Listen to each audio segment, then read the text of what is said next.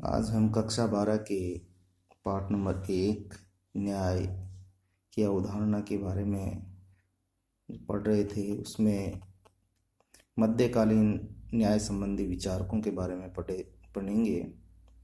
मध्यकालीन विचारकों में संत ऑगस्टाइन और थॉमस एक्विनास का नाम प्रमुख है। संत ऑगस्टाइन ने अपने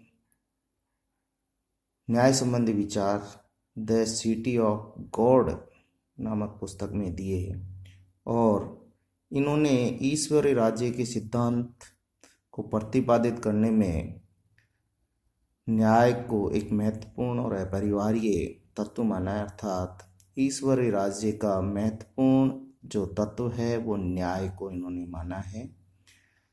और इन्होंने द सिटी ऑफ गॉड में लिखा है कि जिन राज्यों में न्याय विद्यमान नहीं है वो केवल चोर उचक्कों की खरीद फरोख्त करते हैं। अर्थात बिना न्याय के राज्य में शांति व्यवस्था स्थापित नहीं की जा सकती है। ऑगस्टाइन न्याय को परिवार, लौकिक राज्य और ईश्वरीय राज्य के संदर्भ में विवेचना करते हैं और ये जो व्यक्ति है उसको राज्य, जो ईश्वरीय राज्य उन्होंने बताया है, उस ईश्वरीय राज्य के प्रति जो व्यक्ति के कर्तव्य निर्धारित किए गए हैं उन कर्तव्यों का वो पालन करेगा और उन पालन करने को ही न्याय का है। इसी प्रकार न्याय के संदर्भ में थॉमस एक्विनास ने कानून और न्याय को एक दूसरे से संबंधित माना है और उन्होंने परिभाषा दी है कि न्याय एक व्यवस्थित और अनुशासित जीवन व्यतीत करने वाला तथा उन कर्तव्यों का पालन करने में निहित है जिनकी व्यवस्था मांग करती है।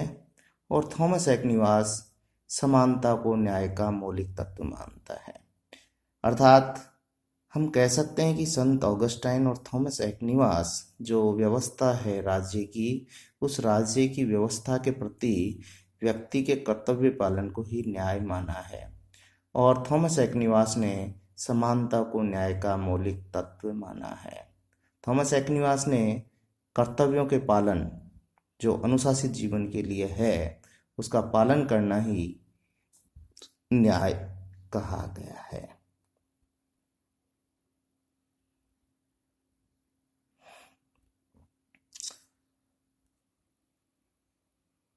आधुनिक काल में न्याय संबंधी अवधारणा इस टॉपिक के अंतर्गत जो विभिन्न राजनीतिक विचारक हैं उनके विचारकों को आधुनिक काल में हैं उनके बारे में अध्ययन करते हैं, उनकी न्याय संबंधी क्या विचारधाराएं हैं।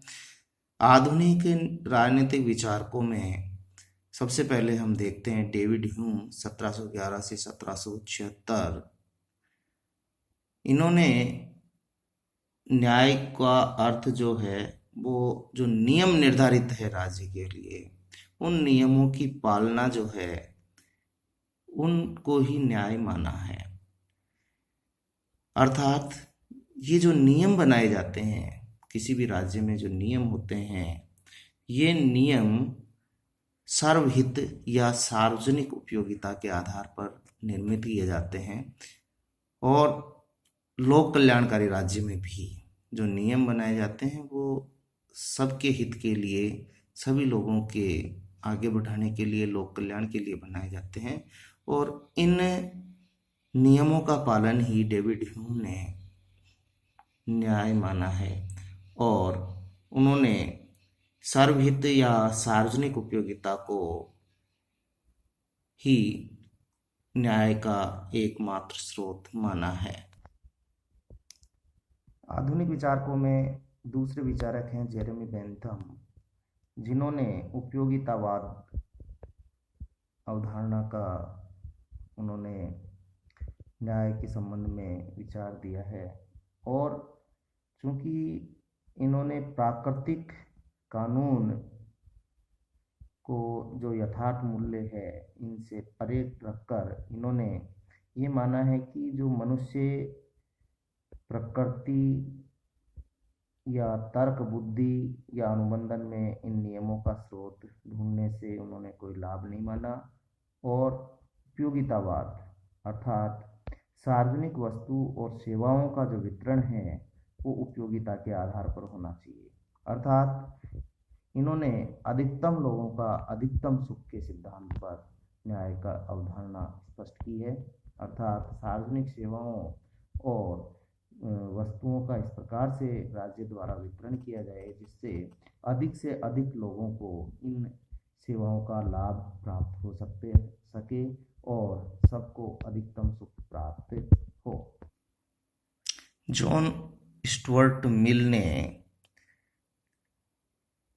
न्याय को सामाजिक उपयोगिता का सबसे महत्वपूर्ण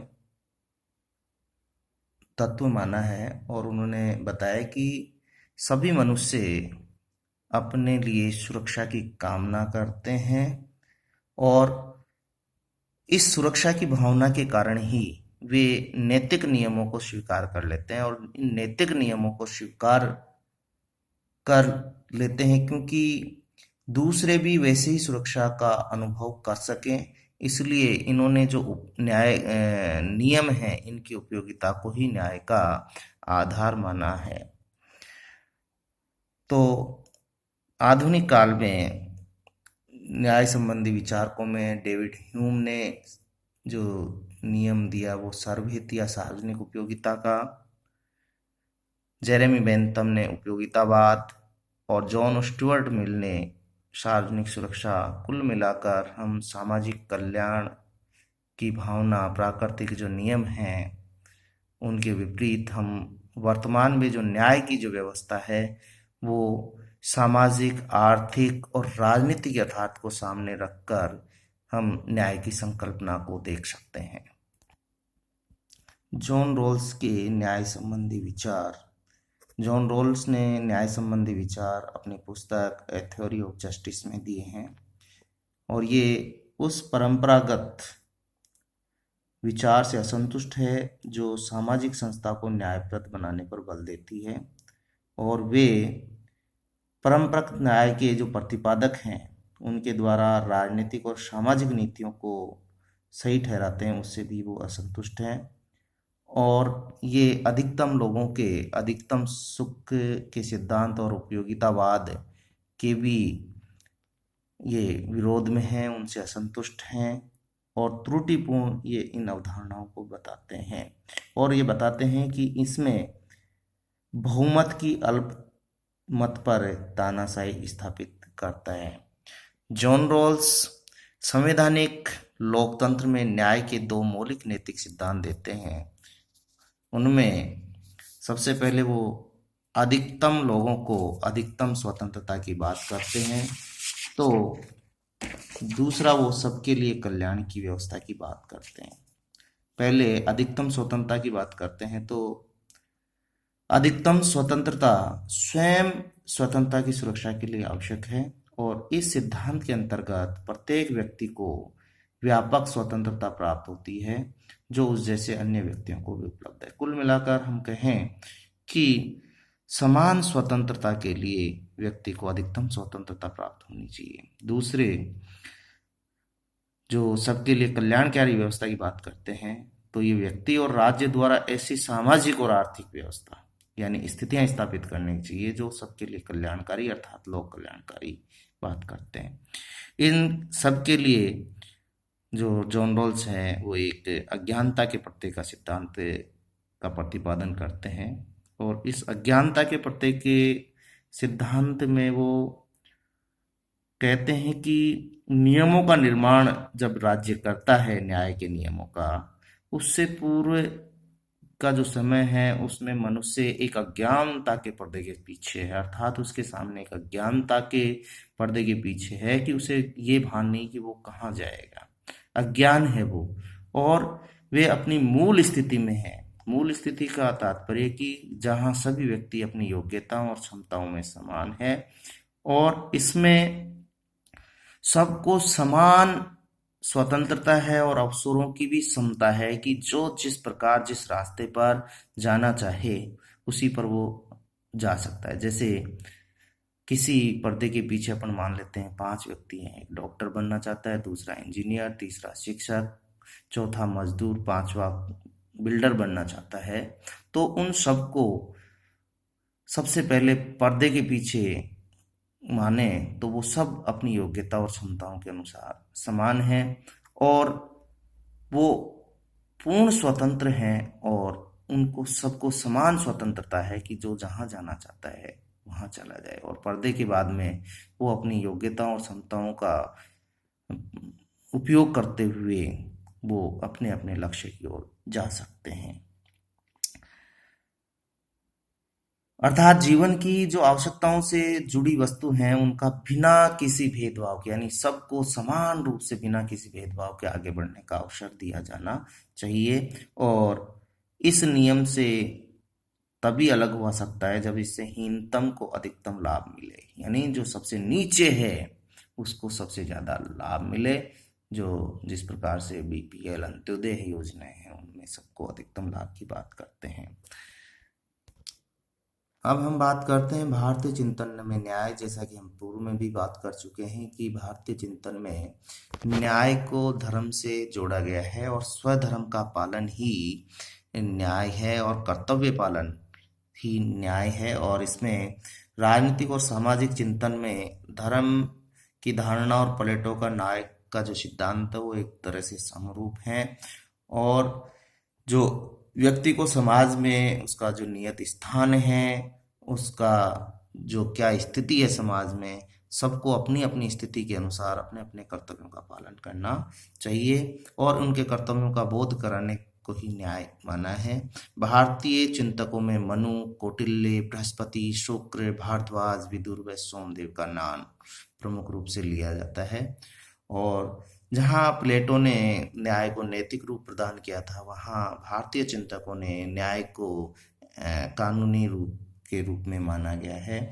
और मनु और कौटिल्य ने न्याय की निष्पक्षता को राज्य की व्यवस्था की आधारभूत प्रवृत्ति माना है। तो इस प्रकार जो स्वधर्म है, जिस व्यक्ति का समाज और राजनीतिक व्यवस्था में जिस प्रकार का स्थान है, जिस प्रकार से पिता का कर्तव्य अलग है तो विद्यार्थी का अलग है, पुत्र का अलग है, शिक्षक का जो कर्तव्य है, सब अपने अपने निर्धारित कर्तव्यों का पालन करते रहें, अपने धर्म का पालन करते रहें, तो न्याय व्यवस्था की स्थापना हो जाती है। अब हम पढ़ते हैं न्याय के विविध रूपों स्वरूपों की बात करते हैं। तो न्याय के विविध रूपों में परंपरागत रूप में न्याय की दो धारणाएं प्रचलित रही हैं। पहला नैतिक और कानूनी, किंतु वर्तमान में जो सामाजिक और आर्थिक न्याय की धारणा भी महत्वपूर्ण हो गई। वर्तमान में न्याय के विविध रूपों में सबसे पहले हम बात करते हैं नैतिक न्याय, कानूनी न्याय, सामाजिक न्याय, राजनीतिक न्याय और आर्थिक न्याय। ये 5 भागों में वर्गीकृत किया गया है। इनमें सबसे पहले हम बात करते हैं नैतिक न्याय की। नैतिक न्याय मूल रूप से नैतिकता पर आधारित है और इसमें जो नियम है वो सर्वव्यापक और अपरिवर्तनीय जो प्राकृतिक नियम है, प्रकृति ने जो हमें नियम दिए हैं, जीव पर दया करना, व्यक्तियों के आपसी संबंधों को निरूपित करते हैं। इन प्राकृतिक नियम और प्राकृतिक अधिकारों पर आधारित जो व्यक्ति जीवन व्यतीत करता है, जो प्रकृति ने हमें प्रदत्त किए हैं, तो वही नैतिक न्याय है। और जब व्यक्ति सदाचार यानी अच्छा आचरण करता है, यानी उसका आचरण न्याय के अनुरूप है, तो उसे नैतिक न्याय कहा जाता है। और यदि वो नैतिक न्याय के विरुद्ध आचरण करता है तो उसे व्यक्ति को अनैतिकता से परे माना जाता है और नैतिक न्याय के विरुद्ध माना जाता है। भूत से लेकर वर्तमान काल तक कोई भी चिंतन हो, सदाचार से मतलब सत्य, अहिंसा, करुणा, वचनबद्धता, उदारता, दया, दान, शील आदि सभी गुणों को नैतिक सिद्धांत मानते हैं और इन नियमों का पालन करना ही नैतिक न्याय में माना जाता है। नंबर 2 है कानून न्याय, जो राज्य द्वारा स्थापित नियम और कानून है राजनीतिक व्यवस्था में। वे सभी नियम और कानून जो नागरिक जिनका स्वाभाविक रूप से अनुसरण करते हैं, वो उनका पालन करना ही कानूनी न्याय में आता है। और ये 2 बातों पर बल देती है। ये कानून द्वारा निर्मित नियम और कानून तभी मान्य होंगे, तभी लोग इनको मानते हैं जब ये न्यायोचित होंगे, यानी ये सर्वहित के लिए हों। दूसरा, सरकार द्वारा जो कानून है वो लागू बिना भेदभाव के न्यायोचित रूप से न्यायपूर्ण ढंग से लागू होने चाहिए, और इन नियमों की उल्लंघन करने पर दंड का प्रावधान होना चाहिए। तीसरा है राजनीतिक न्याय। ये न्याय राजनीतिक रूप से व्यक्ति को आगे बढ़ने का अवसर देता है, बिना किसी भेदभाव के। ये समानता और समता पर आधारित है, और किसी भी राज्य व्यवस्था में व्यक्तियों को बिना किसी भेदभाव के समान अधिकार और समान अवसर प्राप्त होने चाहिए। ये असमानता और भेदभाव को कभी भी स्वीकार नहीं करता है, और एक लोक कल्याणकारी अवधारणा पर बल देता है। ये सभी नियम जो है, न्याय हैं, वो कल्याण पर आधारित होना चाहिए। प्रजातांत्रिक व्यवस्था में जो राजनीतिक न्याय के कुछ साधन हैं वो हम जानते हैं कि एक वयस्क मताधिकार, जिसमें भारत की बात करें तो 18 वर्ष से अधिक आयु के सभी स्त्री पुरुष अमीर गरीब को बिना किसी भेदभाव के मत देने का यानी सरकार चुनने का अधिकार है। दूसरा है विचार भाषण की अभिव्यक्ति की जो स्वतंत्रता है, बिना किसी भेदभाव के सार्वजनिक पद पर आसीन होने का अधिकार है। अवसर की सभी नागरिकों को समान रूप से प्रदान करने की व्यवस्था है, और सबको रहने खाने पीने की मूलभूत आवश्यकताएं पूरी करने, आजीविका कमाने, ये सब जो व्यवस्थाएं हैं वो राजनीतिक व्यवस्था में आती हैं। और इस राजनीतिक न्याय को प्राप्त करने का जो साधन है वो संविधान और संवैधानिक शासन को माना गया है।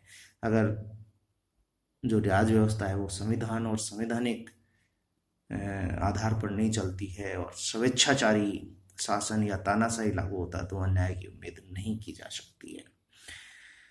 जो विशेष वर्ग हैं, जिनको विशेष आवश्यकता है, उनके लिए जो विशेष प्रावधान है, उनको भेदभाव नहीं मानकर उसको राजनीतिक न्याय का एक अन्य गुण माना गया है। जैसे भारत के संविधान में जो अनुच्छेद 15 है, उसमें आरक्षण की जो व्यवस्था की गई है वो एक विशेष पिछड़े वर्गों के लिए, उनको आगे बढ़ाने के लिए, वो एक राजनीतिक न्याय का ही रूप है। सामाजिक न्याय।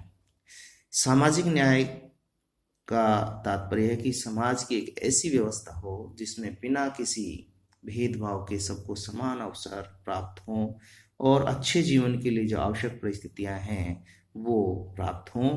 और राज्य व्यवस्था से अपेक्षा की जाती है कि वे नीति निर्माण करते समय विधायी और प्रशासनिक नियमों का पालन करे, निर्माण करे, जो समतामूलक समाज के निर्माण में हो। और जॉन रॉल्स ने तो सामाजिक न्याय पर जो अवसर की समानता की बात की है, अधिकतम स्वतंत्रता की, वो विशेष जोर दिया है।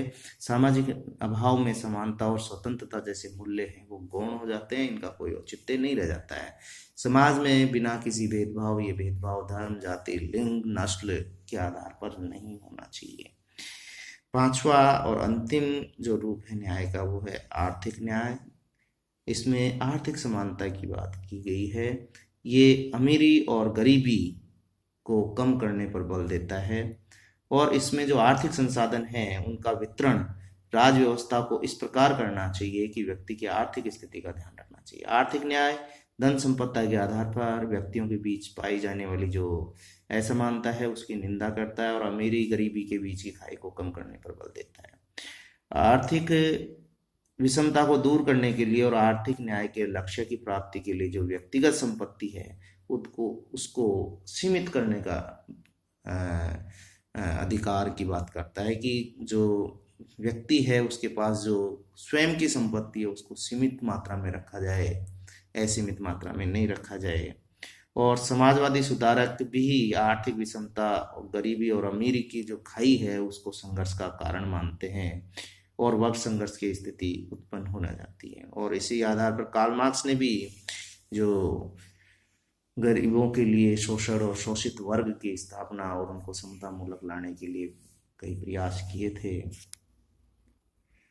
इस प्रकार निष्कर्ष रूप में हम कह सकते हैं कि न्याय कुल मिलाकर सभी लोगों को समान रूप से अवसर की समानता, आगे बढ़ने के अवसर, समाज में शांति व्यवस्था, अधिकतम लोगों का अधिकतम सुख, सर्वहित यानी लोक कल्याणकारी राज्य की स्थापना में ही न्याय की स्थापना की जा सकती है।